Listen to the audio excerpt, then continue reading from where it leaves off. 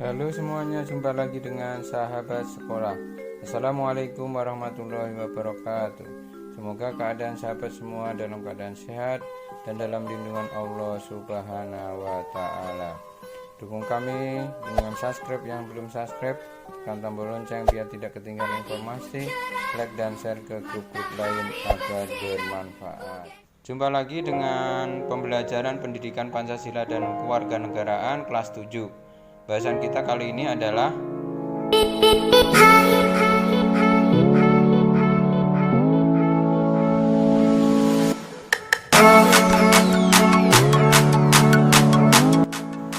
Bab 4, keberagaman suku, agama, ras, dan antar golongan dalam bingkai Bhinneka Tunggal Ika. Faktor penyebab keberagaman masyarakat Indonesia. Ya, coba perhatikan. Yang pertama adalah letak strategis wilayah Indonesia. Jadi di antara dua samudra, yaitu Samudra Hindia dan Samudra Pasifik, dan di antara benua, yaitu benua Asia dan Australia, sehingga terjadi perbedaan keberagaman. Kemudian kondisi negara kepulauan. Jadi setiap masyarakat di kepulauan mengembangkan berbudaya mereka masing-masing. Kemudian perbedaan kondisi alam. Kondisi alam seperti daerah pantai, kemudian pegunungan, daerah subur, dataran rendah. Nah, ini merupakan penyebab perbedaan dalam mata pencarian. Kemudian bentuk rumah, makanan pokok. Nah, ini merupakan faktor dari perbedaan keberagaman. Kemudian yang keempat adalah keadaan transportasi dan komunikasi. Ini saling mempengaruhi dalam berinteraksi. Ya. Kemudian sekarang arti keberagaman. Jadi keberagaman adalah suatu kondisi dalam masyarakat di mana terdapat perbedaan-perbedaan dalam berbagai bidang, terutama suku, bangsa, kemudian ras, agama, ideologi, dan budaya. Ya, atau masyarakat yang majemuk. Nah, itulah pengertian keberagaman. Kemudian bahasan yang pertama adalah keberagaman suku. Suku, bangsa, atau etnis, yaitu adalah sekelompok manusia yang memiliki kesatuan budaya dan terikat oleh kesadaran dan identitas tersebut. Ciri-cirinya berdasarkan paling utama adalah bahasa daerah, kemudian adat istiadat, kemudian sistem kekerabatan, dan kesenian daerah. Kita lanjutkan. Keberagaman suku. Berdasarkan data dari sensor BPS tahun 2010, terdapat lebih 300 ya kelompok ras, etnis, suku, bangsa di Indonesia, atau sekitar 1.300 suku bangsa yang tersebar di seluruh provinsi, dengan Pulau Jawa menduduki peringkat pertama suku bangsa terbesar di Indonesia. Lebih dari 40% total jumlah bangsa Indonesia yang ada di Indonesia.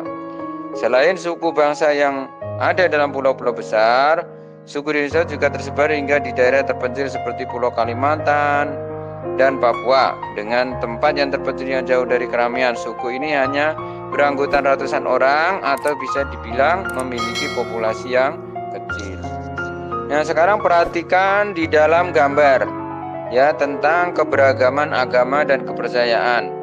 Jadi agama dan kepercayaan yang ada di Indonesia ini ada 5 atau 6 ya, bisa 6 atau 5 ya, tergantung nanti. Agama Kristen itu kan ada 2, jadi agama Kristen Protestan maupun Kristen Katolik. Kalau dipisah berarti ada 6 ya. Yang pertama adalah dari atas ya, berasal dari Arab, agama Islam. Kemudian bawahnya berasal dari bangsa India, Hindu, dan Buddha. Kemudian Kristen Katolik berasal dari Eropa. Kemudian Konghucu ya. Kemudian animisme dan hinduisme itu yang pertama dulu ya. Tetapi sekarang yang diakui oleh bangsa Indonesia itu ada 6. Agama Hindu, Buddha, Islam, Kristen Katolik, kemudian Kristen Protestan, kemudian Konghucu. 1, 2, 3, 4, 5, 6. Ya. Kalau dulu ada animisme dinasisme.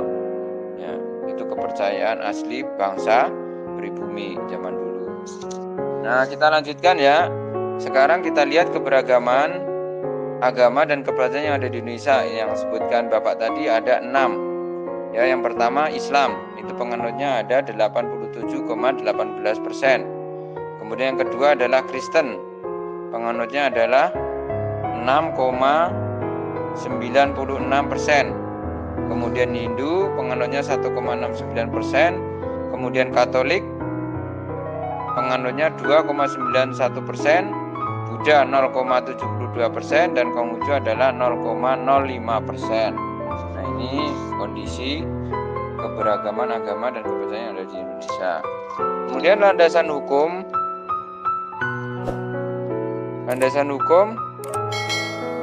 kebebasan beragama itu adalah pasal 29 ayat 1, negara berdasarkan atas ketuhanan yang maha esa. Kemudian ayat 2, negara menjamin kemerdekaan tiap-tiap penduduk untuk memeluk agamanya masing-masing dan beribadah menurut agama dan kepercayaannya. Ya, jadi kita dijamin oleh undang-undang untuk saling menghormati.